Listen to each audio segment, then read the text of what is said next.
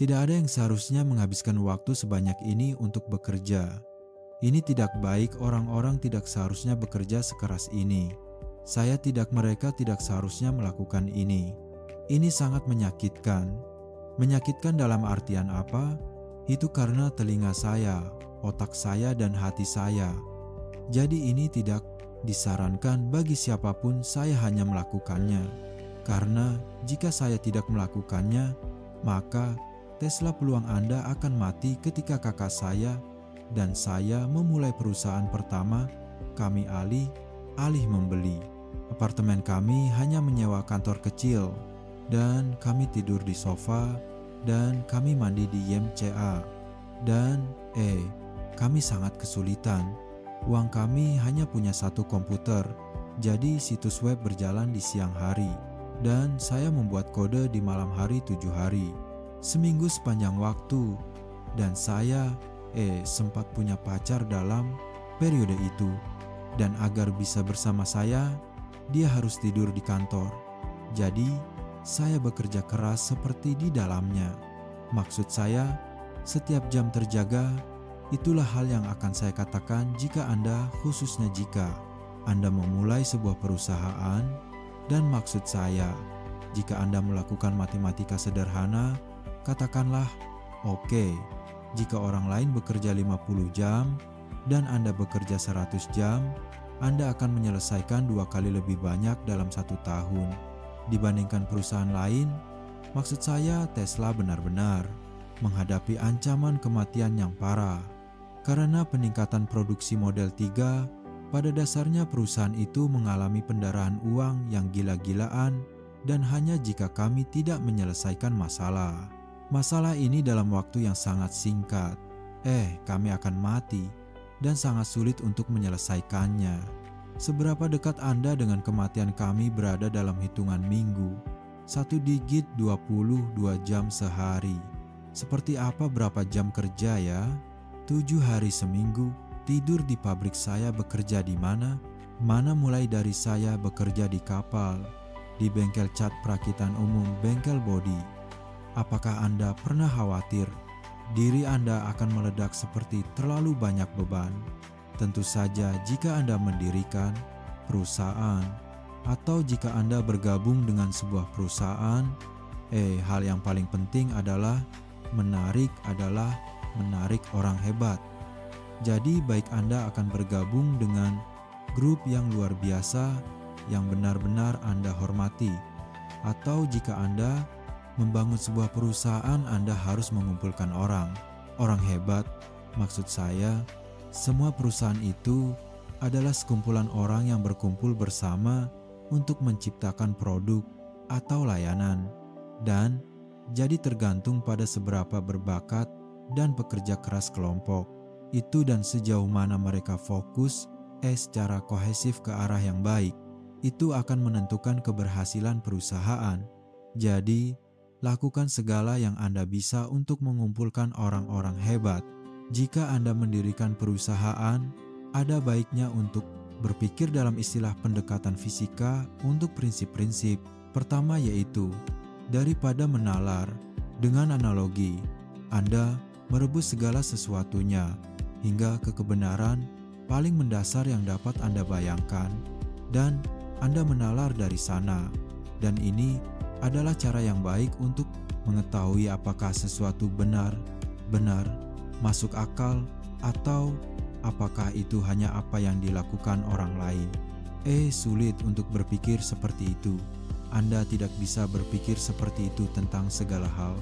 Itu membutuhkan banyak usaha. Tetapi jika Anda mencoba melakukan sesuatu yang baru, itu adalah cara terbaik untuk berpikir, dan kerangka kerja itu dikembangkan oleh ahli biofisika untuk mengetahui hal yang berlawanan dengan intuisi seperti mekanika kuantum. Jadi itu benar-benar metode yang sangat ampuh. Yang menarik, minat Anda harus menerapkan banyak jam untuk benar-benar bekerja. Jadi cara yang biasanya saya lakukan adalah saya akan bekerja di SpaceX pada hari Senin, dan kemudian Senin malam terbang ke Bay Area, menghabiskan Selasa dan Rabu di Bay Area, kemudian di Tesla kemudian terbang kembali pada Rabu malam, menghabiskan Kamis dan Jumat di Spatcheks. Dalam beberapa bulan terakhir, kemudian saya akan terbang kembali ke sini pada hari Sabtu dan menghabiskan Sabtu dan Minggu di Tesla, atau menghabiskan Sabtu di Tesla dan Minggu di Spatcheks. Hanya muncul adalah setengah dari pertempuran. Hanya Anda tahu, Anda harus berusaha keras untuk melakukannya dan jangan takut gagal. Anda juga harus berakar pada kenyataan. Jadi Anda tidak seharusnya mudah untuk mabuk pada persediaan Anda sendiri. Anda harus tidak takut untuk berinovasi, tetapi juga jangan menipu diri sendiri dengan berpikir ada sesuatu yang berhasil padahal tidak. Atau Anda akan terpaku pada solusi yang buruk ya.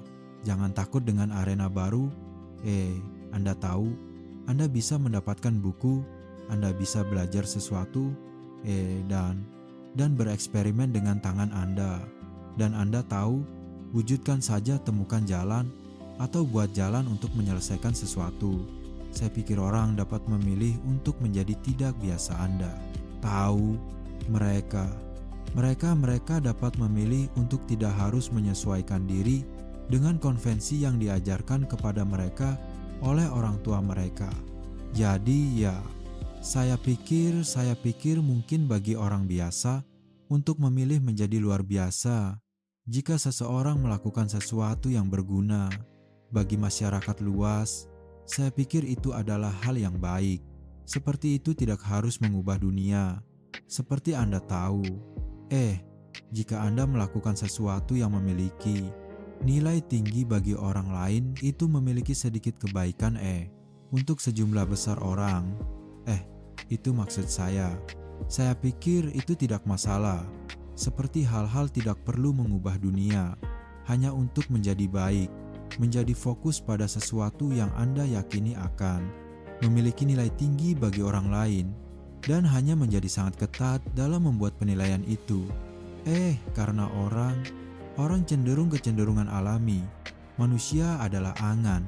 Angan jadi tantangan bagi pengusaha adalah untuk mengatakan, perbedaan antara benar-benar percaya pada cita-cita Anda dan berpegang teguh pada mereka versus mengejar mimpi yang tidak realistis, yang sebenarnya tidak memiliki manfaat, dan itu adalah hal yang sangat sulit untuk dikatakan. Bisakah Anda membedakan antara kedua hal itu? Sekarang jadi Anda harus semacam sangat ketat dalam analisis diri sendiri. Saya pikir tentu saja sangat ulet.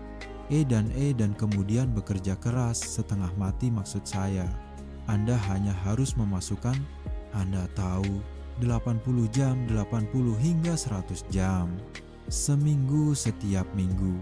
Tetapi semua hal itu meningkatkan peluang keberhasilan.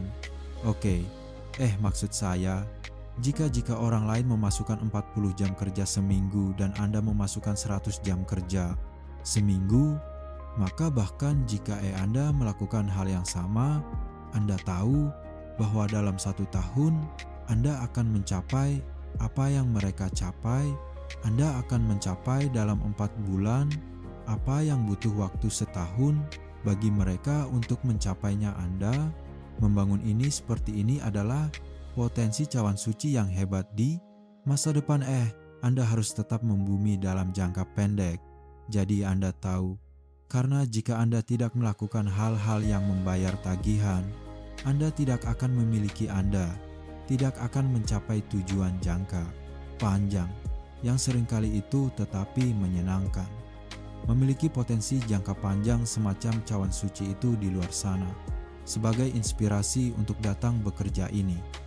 Benar-benar, pola pikir Anda harus memutuskan, kita akan mencoba melakukan hal secara berbeda ya. Asalkan itu lebih baik. Anda tidak seharusnya melakukan hal-hal secara berbeda hanya karena itu berbeda. Mereka harus berbeda dan lebih baik. Tetapi saya pikir Anda hanya harus memutuskan, mari kita berpikir di luar hal-hal normal dan punasa. Dan dan memiliki lingkungan di mana pemikiran semacam itu didorong dan dihargai. Dan di mana tidak apa-apa untuk gagal juga, karena ketika Anda mencoba hal-hal baru, Anda mencoba ide ini, ide itu ya sejumlah besar dari mereka tidak akan berhasil. Dan itu harus baik-baik saja. Jika setiap kali seseorang muncul dengan ide, itu harus berhasil. Anda tidak akan mendapatkan orang yang muncul dengan ide. Anda mengalami kegagalan ketiga berturut-turut. Apakah Anda berpikir, saya perlu menghentikan? Ini tidak pernah mengapa. Tidak, saya tidak pernah menyerah. Maksud saya harus mati atau benar-benar lumpuh.